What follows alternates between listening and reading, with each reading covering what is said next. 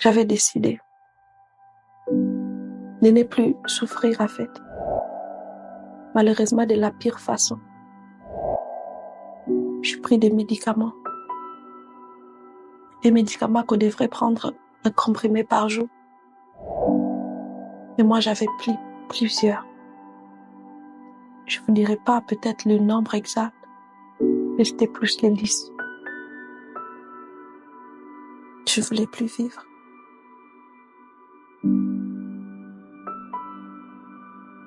Je ne saurais pas vous expliquer ma douleur, mais elle était là.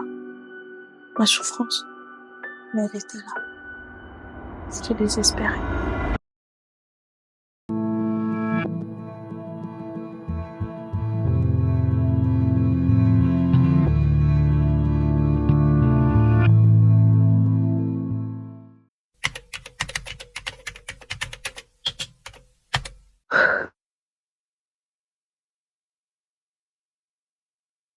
Après ça, j'ai commencé à sentir que les médicaments ont commencé à prendre effet dans mon corps. Je m'affaiblissais très très vite. Ça n'a pas duré. Et là, j'étais plus même capable de me tenir sur mes jambes.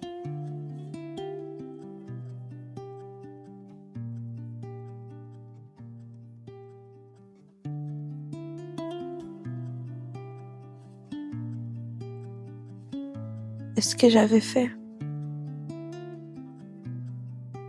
moi qui avais un fils de 3 mois, mais quand j'avais pris ce médicament, je passais plus même à lui.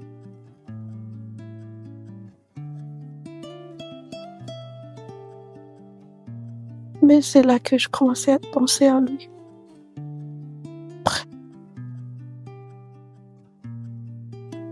Là, je me rappelle de mon fils. J'étais déjà faible. Je me rappelle de lui. Et là, je me traîne par terre pour aller vers là où il y avait le téléphone. Je me traîne par terre.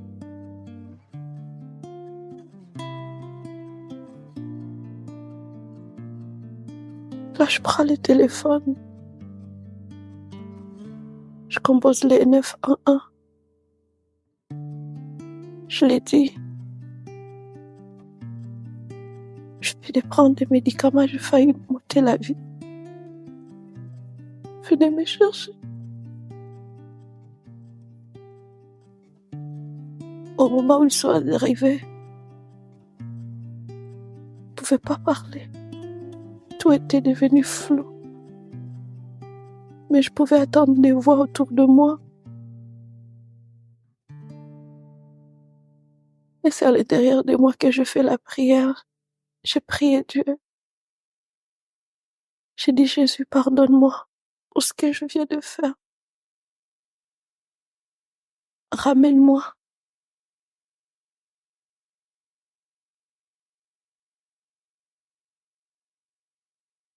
Ramène-moi vers mon fils. Je dois retourner, je dois aller prendre soin de mon fils. Sauve-moi de cette situation. Et là, ils m'ont conduit à l'hôpital, aux urgences.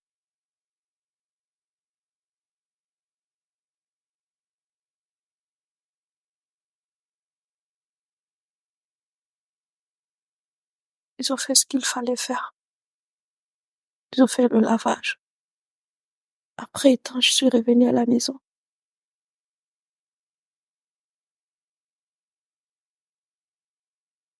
j'ai retrouvé mon fils de 3 mois. Je l'ai pris dans mes bras. Et j'ai dit, pardonne-moi. Je ne t'abandonnerai plus.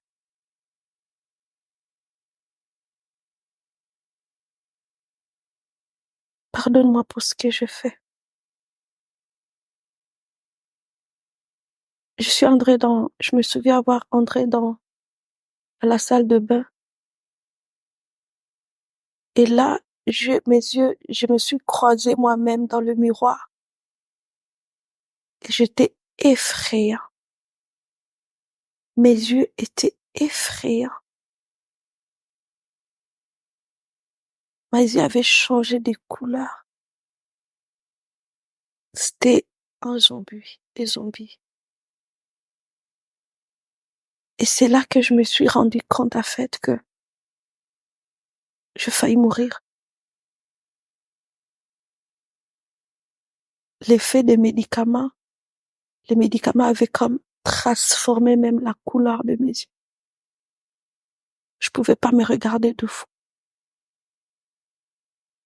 Et là, j'ai commencé à prendre conscience, en fait, que merveille.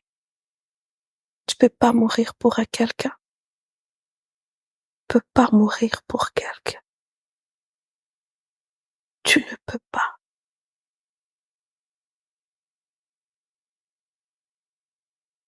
Peu importe ce qu'elle peut faire.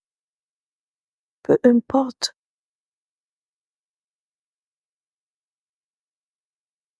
Mais ne meurs pas pour quelqu'un. Surtout, tu as un fils à prendre soin. Cet épisode s'est arrêté là. La vie a continué.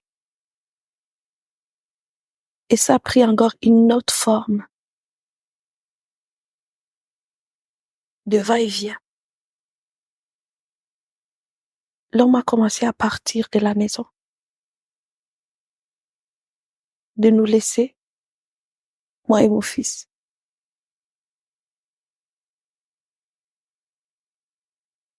Après ces moments où j'ai failli m'ôter la vie, avec toutes les réflexions que j'avais faites, je me suis rendu compte, en fait, déjà pour lui, ça ne lui a interpellé en rien, en fait.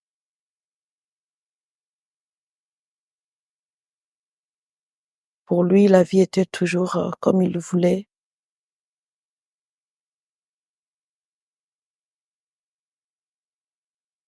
Et puis, mais pour moi, je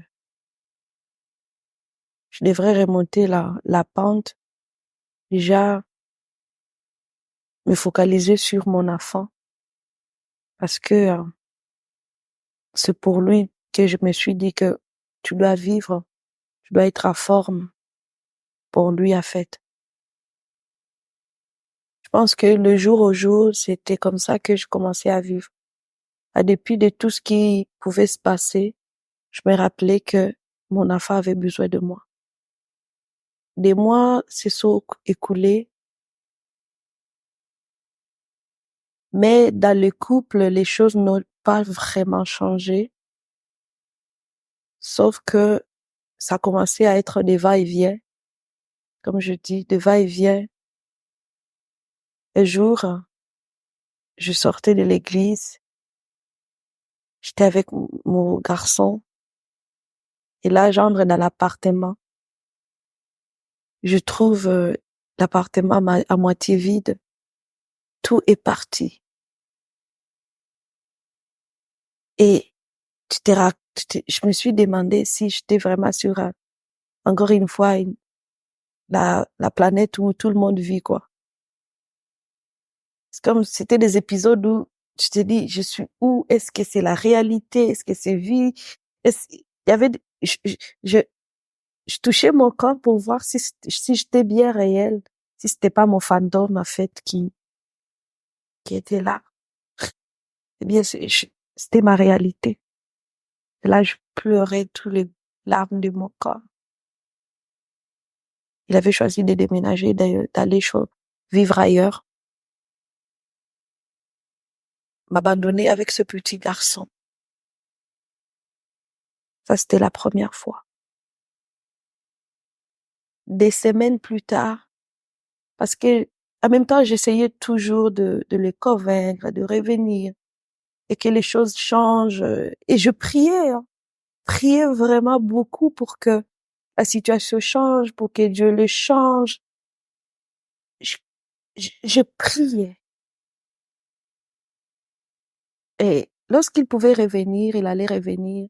C'est comme si, ok, il est doux, il est gentil, puis des choses comme ça. Jusqu'encore à une prochaine crise où encore il va disparaître. Et c'est devenu comme cela. Des va-et-vient.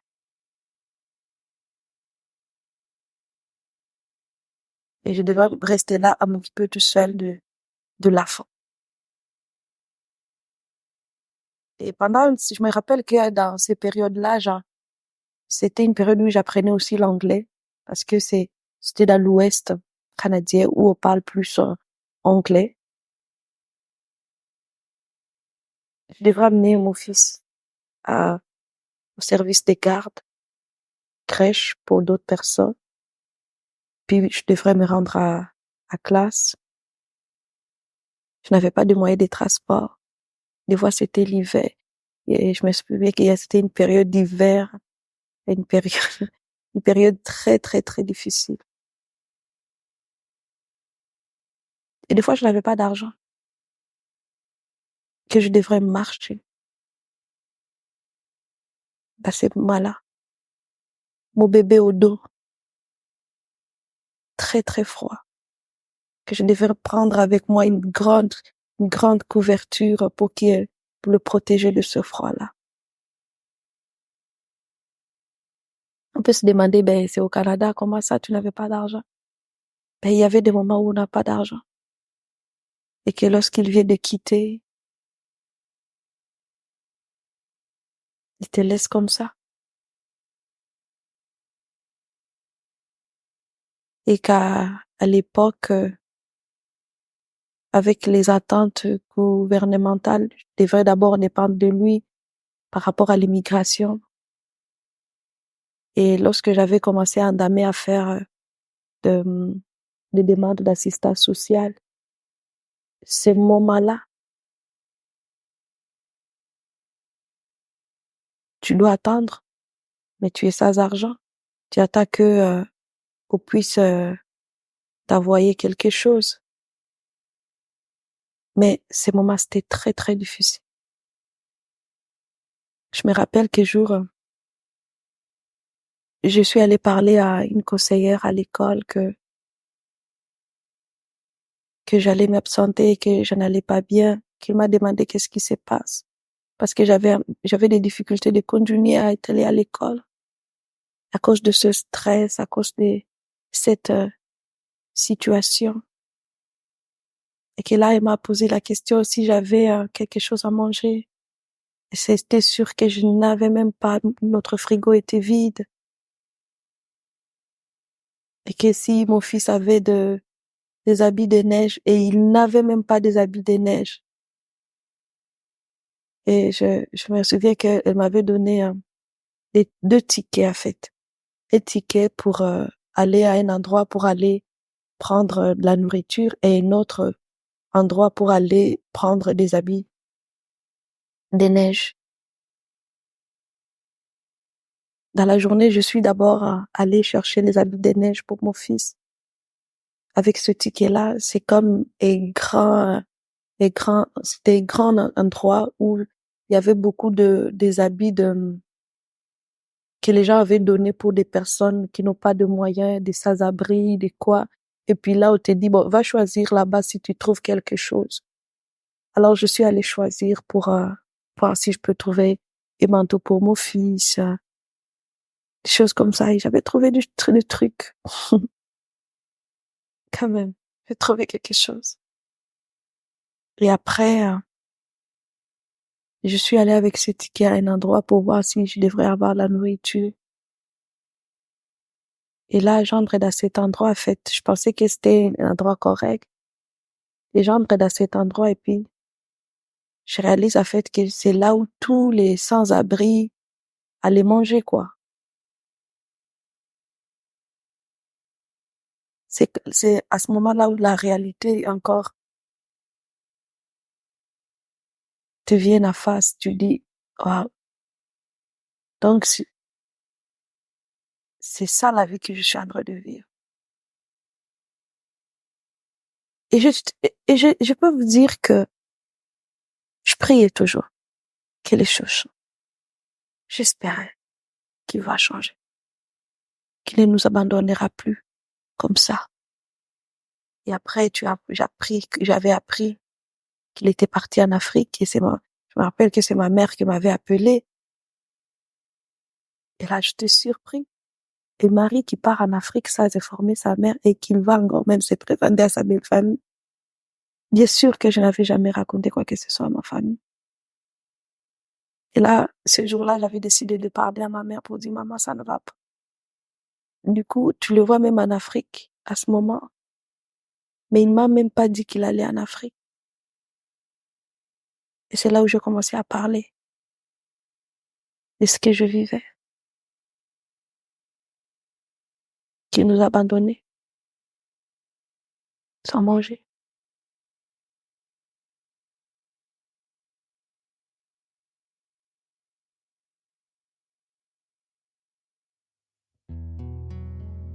En quittant en Afrique, il était revenu à la maison. Je pense que peut-être parce que là, il lui a donné des conseils, des choses comme ça. Puis il a essayé de venir à la maison. Et là, quelques mois encore, je peux dire quelques semaines, encore, il est parti. Et cette fois-ci, donc avant de partir, il m'avait averti qu'il va partir. Et là, je venais de tomber enceinte. Donc, ma deuxième enfant, qui est une fille. Et en étant enceinte,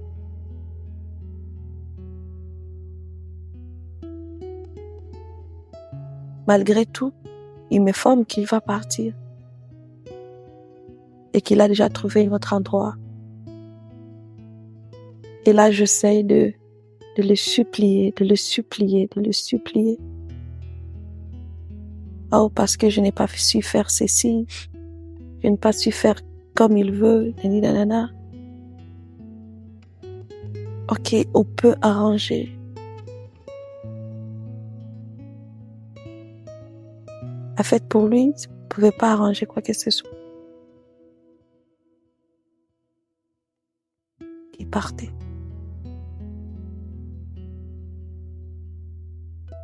Donc, à notre dernière séparation, c'est lorsque j'étais enceinte à ce moment-là, j'étais enceinte de quelques semaines.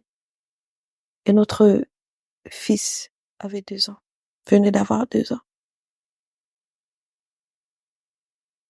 Et je priais Dieu. Je dis, Seigneur, aide-moi de là où je dois aller. Et c'est là où je me suis rappelé, en fait, que il y avait une amie que je connaissais qui était dans une ville et que j'avais appelée pour dire, est-ce que tu peux nous accueillir chez toi? Et puis, avec mon fils, elle a accepté de nous accueillir.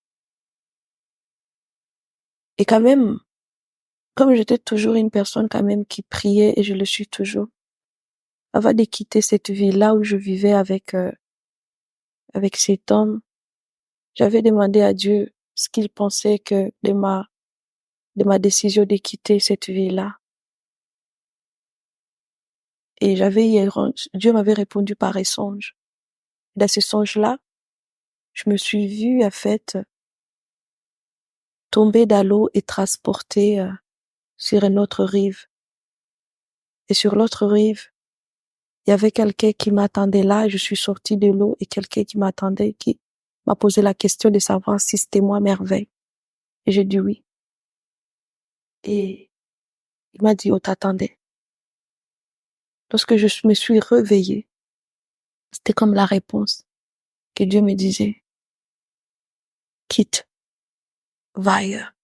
Et là où tu vas, tu es bien attendu. Là-bas. Dans l'avion, parce que je me suis assise sur ma chaise dans l'avion. À côté, il y avait mon fils. J'étais enceinte de 9 semaines. Je priais Dieu. J'ai dit à Dieu, voici 3 ans, mes 3 premières années ici dans ce pays, ont été pour moi un calvaire. À partir de maintenant, je te confie ma vie. Prends-toi garde de ma vie. Et ça, c'était avant le décollage. Après cette prière, c'était comme si je venais de prier pour le restant de ma vie. Je dis, prends-toi garde de ma vie. Je savais pas encore ce que ma vie va devenir à partir de ce jour-là. Rien du tout. Et je me suis abandonnée comme ça, dans la main de Dieu. Et on a décollé. Et on est venu vivre ici, là où je suis, au Québec. Et c'est à partir de ce moment, lorsque j'arrive chez mon ami, que je lui pose la question de savoir s'il y avait une église. Et là, mon ami me conduit à une église. Parce que c'était la première chose. Étant que chrétienne, je peux pas vivre quelque part et que je ne suis pas dans une église. Et là, mon ami m'avait conduit à une église. Une première église où j'ai dit, non, je me sens pas bien ici. C'était la première fois, quand j'ai mis les pieds là-bas, j'ai dit non. Et j'ai dit, est-ce qu'il y a une autre église? Elle a dit, ah oui, je connais une autre église, il sérénise-t-elle pas? Et là, elle m'a amené plutôt à l'église de la Victoire. Et lorsque je suis arrivée là, avec mon petit garçon, enceinte, je me suis bien sentie. Je pouvais pas dire beaucoup, mais j'avais senti la paix. Et surtout l'amour. J'ai rencontré un couple formidable. Les parents de mon père spirituel, les parents de pasteur Joël, pasteur Fernande, qui est déjà au ciel, la maman, et pasteur Wallace. Ils m'ont accueilli. Ils sont venus voir là où j'étais. À partir de ce moment, c'est comme si Dieu m'avait montré que il avait mon avenir devant moi et que la vie était belle devant moi. C'est à partir de ce moment que j'ai commencé à voir une petite lumière d'espoir. Ils m'ont accompagné jusqu'à ce que vraiment j'accouche. Ils ont été présents, très très présents. Et je me rappelle après l'accouchement, 2 semaines après, j'étais à l'église et c'était le premier jour où je suis allée avec ma fille. Donc 2 semaines après, c'était le premier jour où je suis allée à l'église avec ma fille. Et là, j'avais demandé à ce que ça soit la dédicace de ma fille. Pasteur avait accepté. Alors j'avais présenté ma fille toute seule. Mais cet événement avait déclenché quelque chose qui était censé être quelque chose de positif, mais ça avait déclenché encore quelque chose de négatif en moi. Parce que des fois, il y avait comme de hauts et de bas au niveau de mes émotions, au niveau de ce que je ressentais, parce que j'étais encore beaucoup meurtrie, beaucoup blessée. Il y avait encore la douleur à moi. Il y avait encore beaucoup de questions. Pourquoi j'ai vécu ça? Des choses comme ça. Alors, lorsqu'on avait terminé à prier pour ma fille, je suis retournée m'asseoir sur ma chaise. J'ai commencé à ressentir une très profonde douleur, une très profonde colère en moi. Et cette fois-ci, j'étais un peu comme découragée de dire, Seigneur, voici maintenant je me retrouve avec des enfants. À ce moment de dédicace, j'étais censée être ici avec le père, mais il n'est pas là. Et là, je me retrouve avec 2 enfants. C'est pas normal. Et là, j'étais déçue et vraiment, je peux dire ça comme ça. Et j'ai commencé à revivre encore toutes les choses qui s'étaient passées, à les regretter, à dire à Dieu que il m'avait pas empêché d'entrer dans cette situation-là. S'il était avec moi, la situation ne serait pas passée comme cela. J'ai beaucoup dit. Et là, j'avais pris la décision, j'ai dit, Seigneur, je veux me retirer de tout ce qui est service de l'église parce que, comme je l'ai dit, dès mon enfance, j'ai grandi dans l'église, je sers à l'église, on chante, j'ai chanté à l'église. Alors, toujours les choses publiques, j'étais toujours dedans. Alors là, je disais à Dieu, je vais arrêter. J'avais beaucoup de la peine. Même toucher au micro, je ne toucherai plus jamais, je ne te servirai plus jamais. Parce que si tu étais avec moi, toutes ces choses ne seraient pas arrivées. Voilà ce que je disais à Dieu. Hum. C'est une période qu'on peut vivre où on se questionne, où on essaie de dire peut-être c'est à cause de ci, peut-être c'est à cause de ça. Et même aller dire à Dieu que c'est lui le responsable. Ça peut arriver. Et là, je disais à Dieu que je veux juste être chrétien, normal. Fréquenter une église où je ne m'implique pas dans quoi que ce soit. Je suis tranquille, je viens quand je veux. Voilà ce que j'étais en train de me nourrir et de dire à Dieu. Pendant les cultes, pendant que tout le monde chantait, mais moi, je pensais à ça. J'avais marre. Et là, après, je dis à Dieu, je dis, mais qu'est-ce que toi tu penses, Jésus? Et là, je lui dis, je veux que tu me parles à partir de maintenant. Je veux savoir réellement ce que toi tu penses de moi. Parce qu'en même temps, je vivais tellement la honte. J'étais tellement concentrée sur ce que les gens pensaient. J'étais déçue de moi. Les gens étaient déçus de moi. En tout cas, toutes les personnes qui avaient attendu que, euh, qui me connaissaient aussi dans ma culture, ma communauté. Ah, Merveille a fait ça, Merveille s'est séparée, Merveille divorcée, Merveille ceci. Donc, j'étais devenue comme dans la bouche des gens, mais aussi une déception, une honte. J'attendais des insultes, des injures, de par-ci, par-là, euh, disant qu'elle ne peut même pas servir Dieu, ceci, cela, vraiment. Toutes les sortes de jugements. Alors, tout cela remontait à moi. Et là, je me disais, bien sûr, je peux plus servir. Si tu te sépares, si tu divorces, tu peux plus. Dieu ne te compte plus. Et c'est à ce moment-là que je commençais à poser à Dieu des questions s'il me voyait. J'ai dit, Seigneur, moi, je ne veux plus faire quoi que ce soit. Je me sens même plus digne de te servir. Comment je veux le faire? Comment même je peux me tenir debout? Je ne voyais même plus la capacité de me tenir debout devant les gens. Je me sentais plus digne, en fait. Et je demande à Dieu, qu'est-ce que tu vois, toi? Lorsque tu me vois dans la rue avec mes enfants, qu'est-ce que tu vois? Et je me souviens avoir dit à Dieu,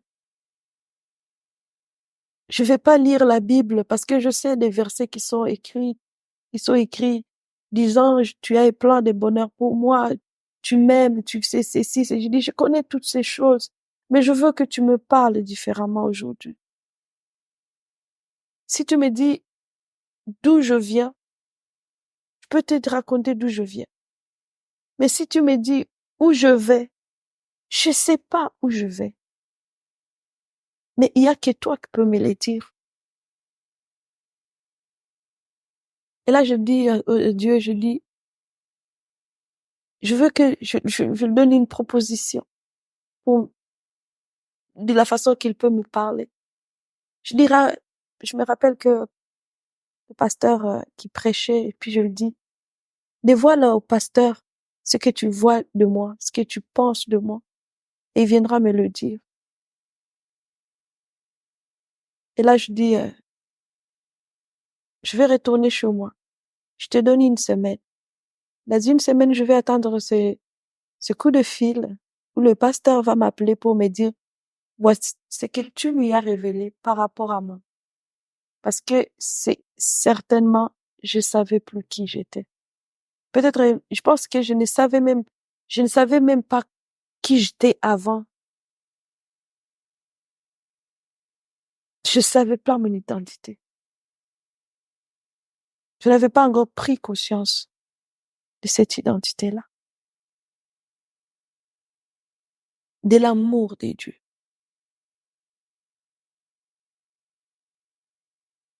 J'étais submergée par la honte, par la femme indigne, la culpabilité. Et là, je demande à Dieu vraiment de me révéler, de me parler au travers du serviteur de Dieu, que je lui donnais une semaine pour le faire. Sinon, je ne reviendrai plus à l'église comme je faisais.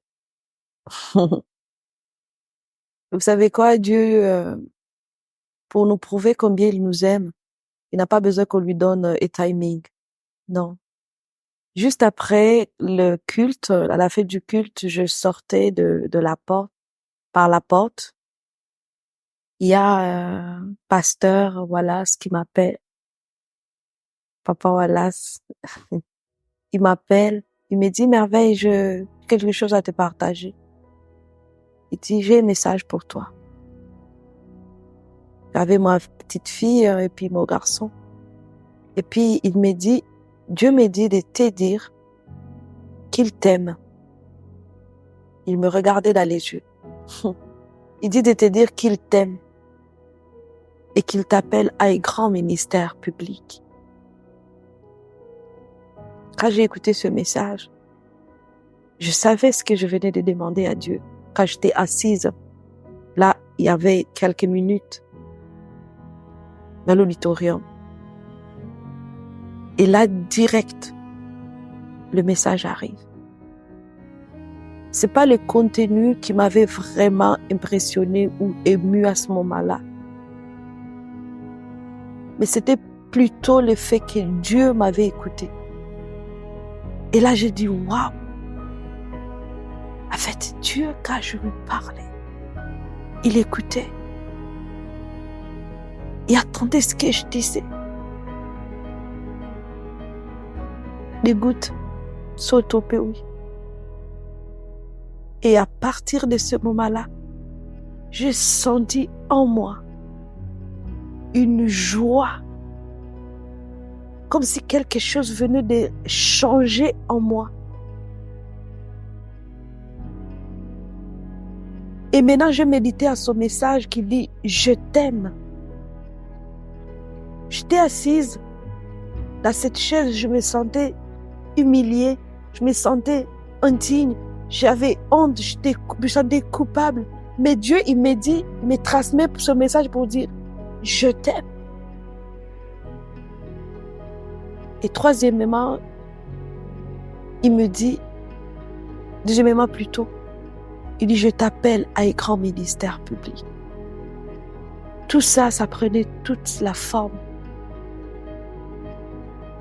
de qui j'étais et en quoi Dieu m'appelait. J'étais envahie, quelques minutes plus tôt, j'étais envahie par mes pensées, par mon passé aussi. Mais là, Dieu ramène mes yeux sur l'avenir. Je t'appelle à un ministère public. Dieu n'a pas fait mention à mon passé. Il m'a même pas mentionné le fait que je sois séparée ou divorcée ou que toutes ces choses m'étaient arrivées. Il n'a pas fait mention à cela. Il m'a juste dit, je t'aime et je t'appelle. À partir de ce moment-là, tout a changé à moi. J'avais pris la décision de poursuivre Dieu et de commencer à chercher sa face pour découvrir plus son cœur, ses plans pour ma vie. Et je me souviens de ces moments, c'était en 2014, c'était en novembre 2014. Je suis allée acheter un nouveau cahier parce que j'aime écrire, où j'ai commencé à écrire des paroles que je recevais, des versets que Dieu me donnait, qui me montraient son amour, et Dieu commençait vraiment à transformer ma vie par son amour. Et c'est comme ça que j'ai commencé à revivre. La joie a commencé à prendre place en moi. Je venais de passer 3 années sans la joie. Sur mon visage, vous pourrez tous directement lire que j'avais une souffrance. Mais les choses ont commencé à changer à moi à l'intérieur. Je passais du temps avec Dieu, dans sa présence, le louer, écouter des messages. L'Esprit de Dieu m'inspirait quel message je devrais écouter. Des messages d'amour aussi que j'écoutais à l'église de la Victoire. À partir de là, même mes pasteurs, tout le monde, Dieu a mis à mes côtés des personnes qui ont été juste là pour me manifester l'amour. C'est comme si cet amour que j'avais tant recherché, en un seul coup, Dieu a commencé à me montrer que non, ne va pas chercher l'amour auprès des gens. C'est moi l'amour. Je commençais à vivre, à ressentir la présence de Dieu, surtout son amour, à travers de son amour dans ma vie. Et la reconstruction de mon cœur a commencé. Il a commencé à guérir mon âme, des blessures que j'avais. Dieu a commencé à les penser. La lourdeur que je ressentais est partie. Et là, le goût de vivre est remonté en moi. Je commençais à voir l'avenir. Je commençais à rêver. Et je me rappelle que depuis mon enfance, je rêvais de m'occuper des enfants orphelins. C'était quelque chose que j'avais toujours à moi. Des orphelins. Et à ces mêmes périodes où je commençais à me sentir renaître, Dieu a ramené ces projets dans mon esprit. Je priais Dieu, utilise-moi, tu veux m'utiliser? Oui, je suis prête, utilise-moi. Et il a commencé à faire renaître encore des projets dans mon cœur. Et c'est comme ça que même le projet pour Malaika est venu à cette même période où Dieu m'a conduit vers Pasteur Joël et lui raconter ce rêve qui était déposé dans mon cœur. Et Dieu a conduit toutes les choses. Et l'orphelinat Malaika a été créé. Et jusqu'à aujourd'hui, je suis la responsable, prends soin de beaucoup d'enfants orphelins. Et on est aussi des veuves. Pour dire que lorsque Dieu a commencé à me faire revivre, il a fait revivre aussi des projets qui étaient enfouis en moi.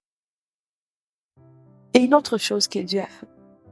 Vous savez, lorsque Dieu nous restaure, il nous restaure dans tous les détails. Il m'a donné un mari, un bon mari, différent, avec qui je partage ma vie, on vit ensemble avec aujourd'hui nos 4 enfants. On forme une très belle famille. Et je vois la main de Dieu. On aime tous Dieu. Un mari qui croit en Dieu, avec qui je sers Dieu. Et je me souviens que je priais Dieu avant que je le rencontre. Je disais, Seigneur, je veux goûter à la joie dans le mariage. Je veux goûter à qu'est-ce que c'est le mariage à faire. Et Dieu l'a honoré. Il m'a accordé cette chance-là. Par sa grâce. Une nouvelle chance. Par sa grâce. Lorsque je rencontre des personnes Et moi, toujours dit, ta joie est contagieuse. Tu changes l'atmosphère. Tu transportes la vie. C'est quelque chose qu'on me dit toujours. Mais les gens peuvent m'écrire. Les gens ne manquent jamais de me parler de la joie qui est sur mon visage, même dans mon éclat de rire, dans ma façon d'être. Et je pense que aujourd'hui, si c'est ce que les gens remarquent en premier sur moi, et je sais que c'est la première chose que Dieu m'a donnée lorsqu'il m'a fait revivre. Et il y a eu des pensées suicidaires où j'étais meurtrie, triste. Et puis Dieu m'a baptisée de la joie. Et cette joie ne m'a plus jamais quittée. Voici 12 ans que j'ai failli mourir, mais que je n'ai plus eu aucune autre pensée suicidaire. Au contraire, je vis une très belle vie. Chaque jour quand je me réveille, je hâte à découvrir le plan que Dieu a pour ma vie. Chaque jour. J'aime la vie. Et chaque jour, lorsque je regarde mes enfants, en fait, je réalise que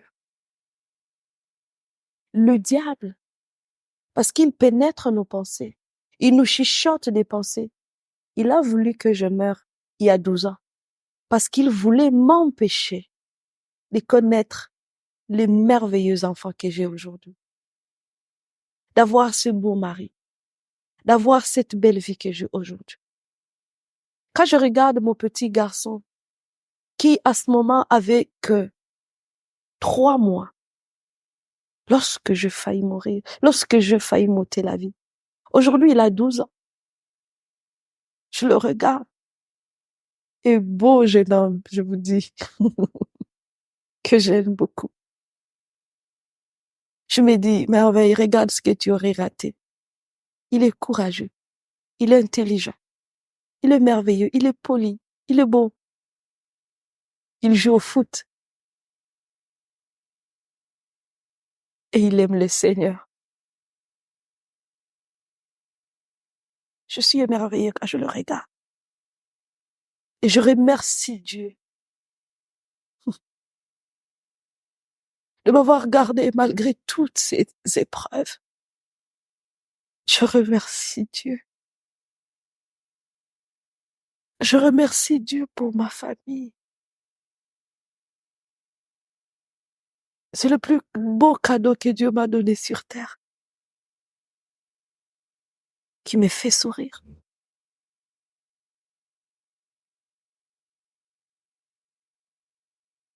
Et aujourd'hui encore, ce que je peux dire, Dieu m'a dit, je t'appelle à un grand ministère. Bien sûr, à ce moment-là, tout n'était pas encore défini. Et oui, je sers Dieu. Et oui, ce ministère existe maintenant. Je peux accompagner d'autres femmes.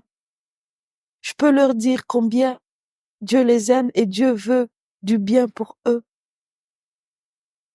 Je peux dire à d'autres personnes aussi qui passent par des épreuves, qu'il n'y a aucune épreuve qui soit difficile pour Dieu, pour t'aider à surmonter. Eh bien, je veux m'adresser vraiment à toute personne qui à ce moment vit des situations peut-être similaires que moi. Peut-être tu es une femme, tu es prise dans une relation un peu toxique, ou peut-être ce n'est pas le cas, que tu es juste une autre personne qui est désespérée. Tu vis des épreuves très difficiles, très graves, et que tu as même envie de mourir parce que tu ne vois pas en fait l'issue pour sortir de ces épreuves-là. Peut-être tu vis la honte comme moi, la culpabilité. Tu as peur du jugement, tu as peur de ce que les gens vont dire. Mais je voulais te dire quelque chose. C'est Jésus qui est la solution. Des fois, on va aller chercher la solution ailleurs, mais oublions la personne qui veut nous offrir la solution parfaite, c'est Jésus. Lorsque j'ai décidé à ce que Jésus soit ma solution, j'ai retrouvé la lumière. J'ai retrouvé le sens de ma vie.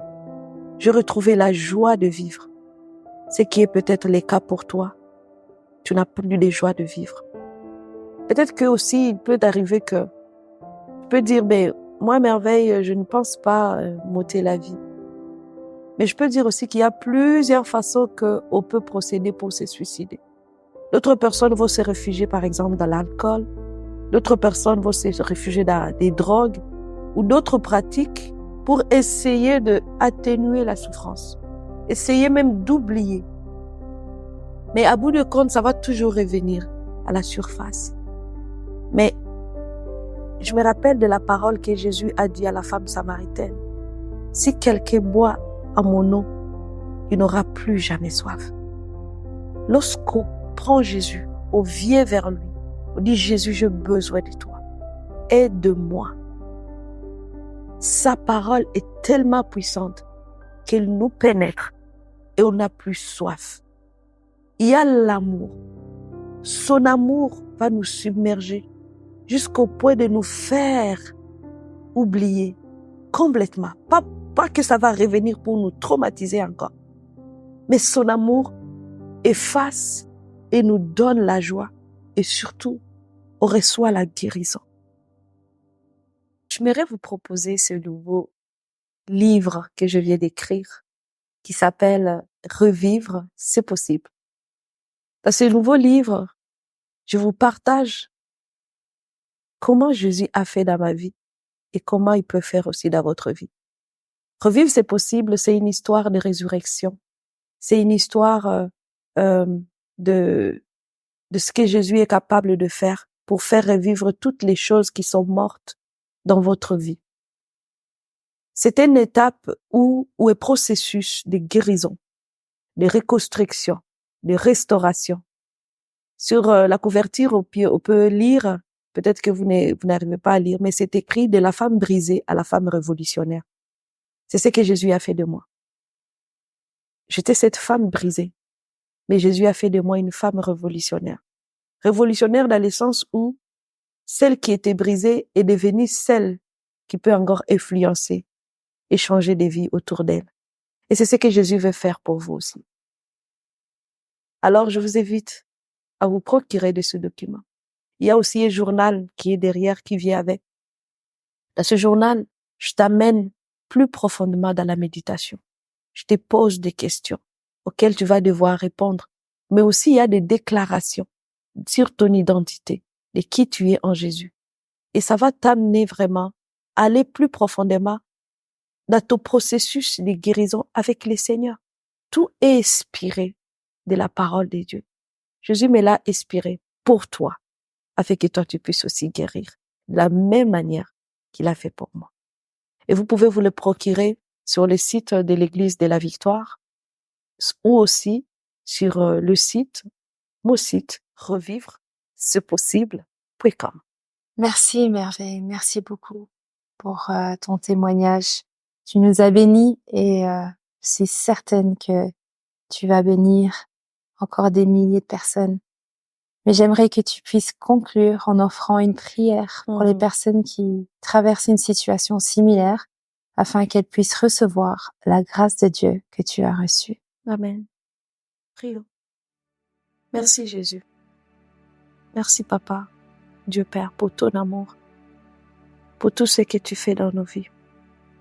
À ce moment, je te présente ma sœur, mon frère, qui me suit et qui vient d'écouter mon témoignage sur tout ce que tu as fait dans ma vie, sur la reconstruction, sur la restauration.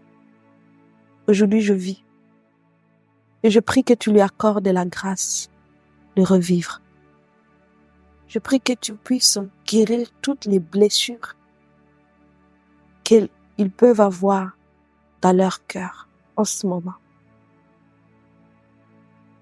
Seigneur, baptise-les de ton amour.